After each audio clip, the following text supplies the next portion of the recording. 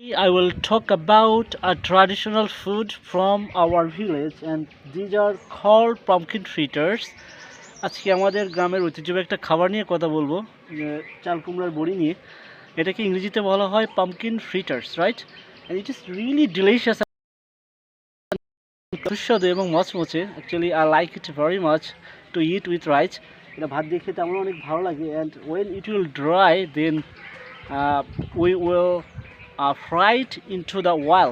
এটা যখন শুকিয়ে যাবে তখন এটা তেলে ভাজা হবে, then it will be eatable, তখন এটা খাওয়ার যোগ্য হবে। As you can see it is really very good and crispy items and everybody like it very much. সকলে এটা অনেক বেশি পছন্দ, specially in the rural women like to spread it very much and like to make it very much. As you can see, this is called pumpkin fritters. এটা এগুলোকে বলা হয় কুমড়ার বড়ি, right? So best of luck.